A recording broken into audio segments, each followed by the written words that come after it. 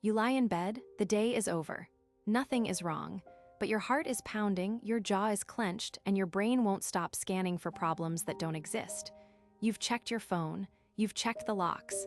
There is nothing left to do, and still, your body refuses to stand down. You tell yourself to relax, you try breathing slowly, you turn the pillow over, but nothing works because this isn't a thinking problem. Your nervous system is stuck in survival mode. And tonight, we're going to understand exactly why and what to do about it. Fight or flight is your body's emergency system. When your brain detects danger, real or imagined, it triggers a chemical cascade in milliseconds.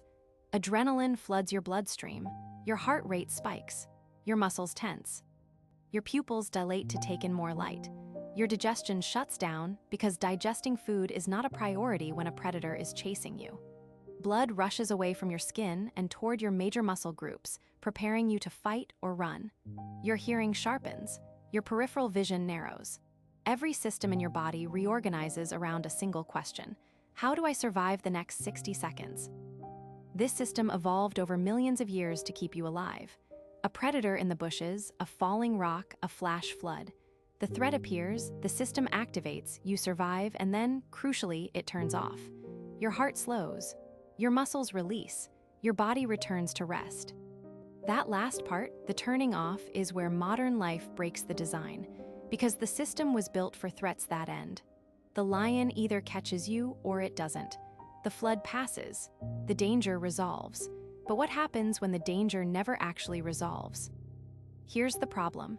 Your nervous system cannot tell the difference between a lion and a deadline. An angry email from your boss activates the same survival circuitry as a physical threat. Your body doesn't analyze the content of the email. It reads the tone, the surprise, the social danger, and it fires. So does a difficult conversation you keep replaying in your head. A news notification about something terrible happening somewhere far away. The sound of your alarm clock at 6 in the morning when you haven't slept enough. Even the quiet knowledge that your bank account is lower than it should be. None of these are life-threatening, but your nervous system doesn't know that. It responds the same way it would respond to a predator, because the hardware running your stress response is 300 million years old, and it has never been updated for open-plan offices and social media. And because these triggers never fully go away, there is always another email, another notification, another meeting, another Monday. Your system never gets the all-clear signal. It never hears the equivalent of the lion walking away.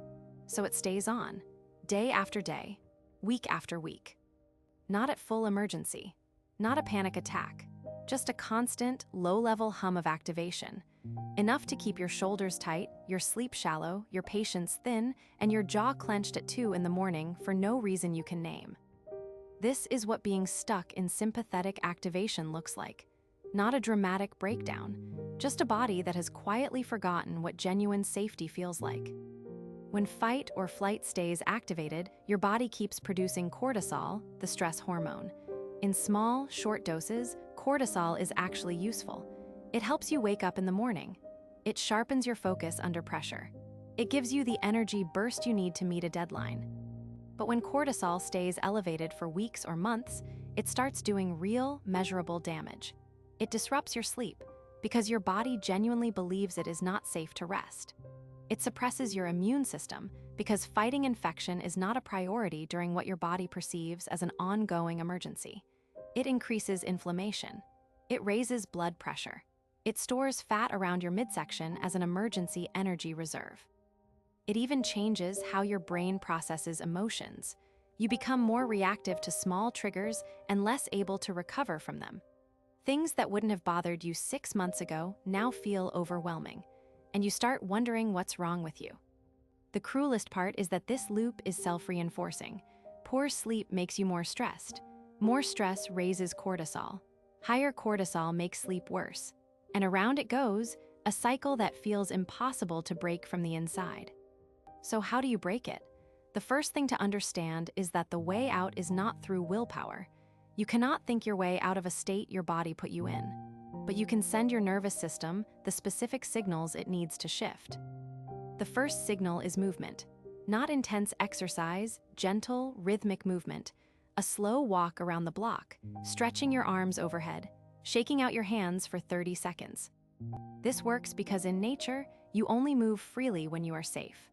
A gazelle that just escaped a lion will literally shake its entire body for several minutes afterwards, not from residual fear, but to physically discharge the survival energy that flooded its muscles. That trembling is the nervous system completing the stress cycle. Humans have the same mechanism. We have just learned to suppress it. The second signal is breath. Specifically, a long, slow exhale longer than your inhale. 6 seconds in, 8 seconds out. This directly activates the vagus nerve and begins pulling your body out of sympathetic mode. You will feel the shift within 2 minutes. Not because you believe it works, because the nerve pathway is physical and automatic. The third signal is the hardest for most people: genuine human connection. Not texting, not scrolling, not performing, real eye contact, a calm conversation, physical touch. Your nervous system was designed to co-regulate, to calibrate its own state against the safety signals of another calm human body. This is why a hug from the right person can do in 10 seconds what an hour of meditation cannot. It is also why isolation is so destructive, not just emotionally, but physiologically. A nervous system without co-regulation is a nervous system that has lost one of its primary tools for returning to safety. And the fourth signal is completion. Your stress response is a cycle that wants to finish. If an argument triggered it, your body needs to discharge that energy through movement, through crying, through laughing, through anything that lets the activation pass through you instead of getting trapped inside. Most people spend years thinking something is wrong with them, that they're too anxious, too tired, too reactive, too broken to just relax like everyone else seems to. But what if nothing is wrong with you? What if your nervous system is doing exactly what it was built to do in an environment it was never designed for? Understanding this changes everything. It means the path forward is not about fixing yourself. It is about learning to give your body what it actually needs to feel safe again, not through force, not through willpower. Through the same signals your nervous system has responded to for millions of years: movement, breath, connection, and completion. And that starts with knowing what is happening inside you, which now you do.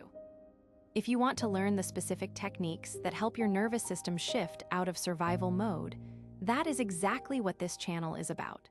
Subscribe, and I'll see you in the next one.